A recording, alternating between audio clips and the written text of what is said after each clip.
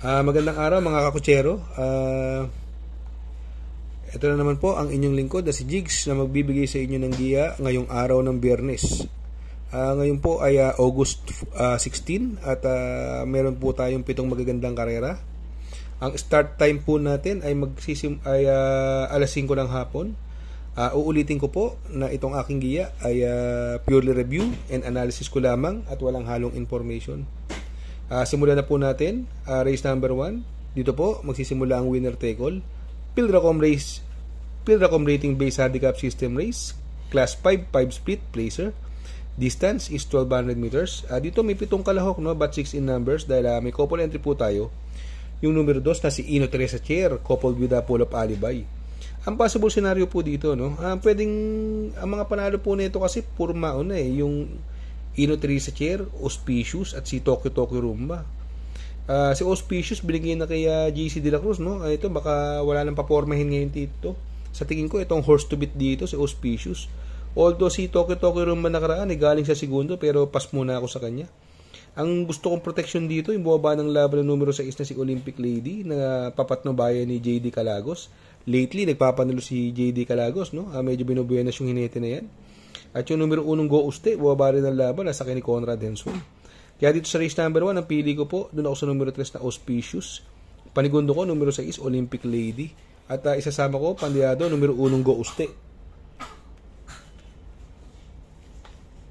Sa race number 2, dito po, magsisimula ang pick 6. Pilracom rating based handicap system race, class 5, 6 to 10 split. Distance is 1200 meters. Dito may 8 kalahok, no? Dito kung papansin nyo, no, ang baba sa laban numero 1 advance party na sasakyan ni Conrad Hensos. Gamay na gamay niya po yan. Ang ganda pa ng numero. Ito, pagbukas ng aparato, igtad agad to, mga 3 kabayo. At sa iksi ng karera, sa tingin ko, sobrang lamang nito yung advance party. Although may mga mabilis dyan, no, andyan si Within Reach at saka si Rule the World and Sinag, pero tingin ko hindi makakalo tsaka advance party yan. Kung malakas ang loob, pwede na pong suluhin yan, advance party. Pero ako, isasama ko pang protection ko sa karang magkaroon ng Richard yung mga nasa unahan. Yung numero 6 na si Munich, nasasakay ni JC De La Cruz, buenas po ngayon yan. Kaya dito sa race number 2, pili ko po numero 1, advance party. Ang panigundo ko, numero 6 si Munich. Sa race number 3, dito po magsisimula ang pick 5. Pilracom rating based handicap system race, class 5, 6 to 10 split. 1200 meters is the journey. Dito may 8 kabayong tatakbo rito, no? Dito possible scenario, no? Pwedeng mauna rito yung numero 4 Twinkle Toes at gamay po yan ni Jomer Storke. Siya po nagpapanalo dyan. Wala namang masyadong matulin ako nakikita rito bukod kay Batang After 7. Hindi naman siya ganun katulinan. At si Malibu Bell nasa kay ni Christian Garganta. Pero ako, pili ko yan. Doon ako sa numero 4 Twinkle Toes. Baka makaalago to since maiksi ang karera 1200 meters. At yung numero 6 naman na si Tulak ng Bibig, ito bagong baba sa kay ni Isaac Aguila. Nagpanalo po yan nung last February, yan si Tulak ng Bibig, dihado pong nanalo yan.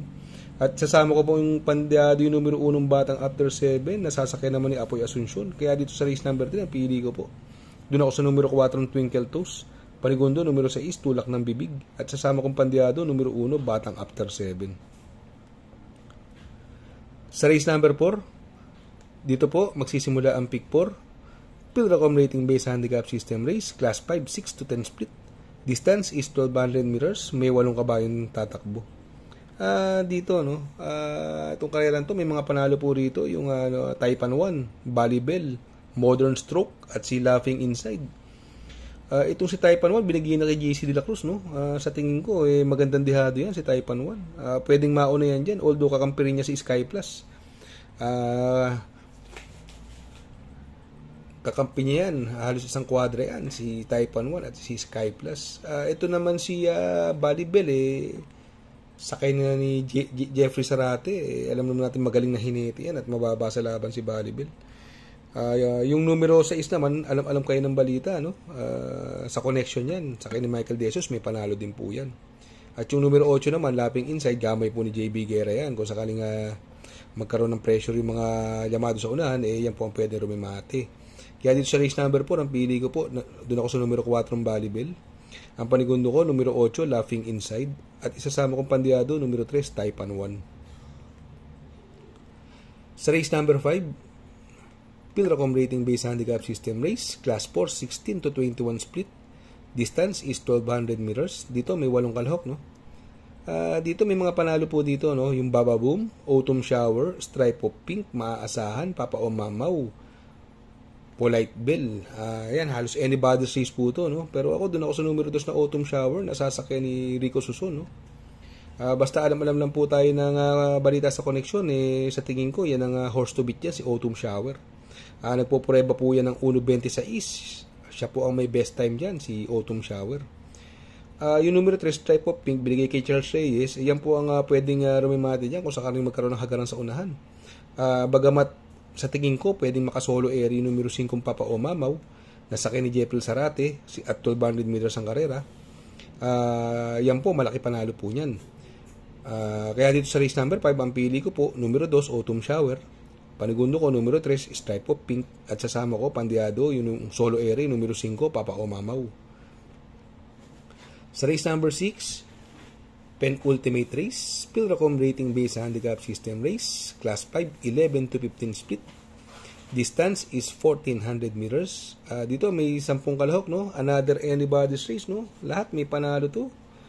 Ang medyo sa tingin ko lang, out na rito yung Success of Times, Mucho Caliente at si Metal Strength. Pero bukod dun sa kanilang tatlo, lahat yan may panalo. Dito sa karerang ito, no, kakampihan ko yung mag-uumentong galing sa panalong numero 2 na si Bohemia, nasa kay ni Jan Alvin. Bagamat si Real Equity ang pwedeng mauna rito, kaya lang may bisyo po yan minsan na hindi maganda lumundag. Andyan yung Success of Time na pwede manggulo sa kanya. At si Don Lucas. Kaya ako gusto ko rito yung napupuntong numero 2 na si Bohemian. Nasakyan ni Jan Alvin. Ang panigundo ko po rito, yung parehas may panalo, yung numero 3 na si Buhayang Bato, coupled with Real Equity. At isasama kong Pandiado, yung buwaba ng laban ng numero 9, I'll Be There, nasakyan ni Marlon Laloma. Sa race number 7, sa last and final race, Pilracom rating based handicap system race, Class 4, 22 to 27. Distance is 1400 meters. Dito may 12 kalahok, no? Sa karerang ito, another anybody's race, no? Ang mga panalo dyan, yung King Hans, Hinebra, Noble Touch, Calendar Girl, Money for Bipani, Jubilum. Ayan, Mr. Dynamic at Grand Laughter, anybody's race po yan, no? Dito, tingin ko, possible scenario po rito, no? Ang pwedeng mauna dyan, si Hinebra, Money for Bipani, at si Grand Laughter. Kung sakalang magkaroon ng pressure, ito pinakamalapit na aalis dyan, yung numero 5, Calendar Girl, at si Noble Touch. Yung numero 7, Jubilum, na sasakyan ni Kenneth Malapira. Basta alamin nyo lang ang balita. At yung galing sa panalo, Mr. Dynamic, ang ganda ng panalo po niyan. Sa ni Mark Alvarez, magandang pandihado po yan. Yan ang kursunada kong dihado dyan.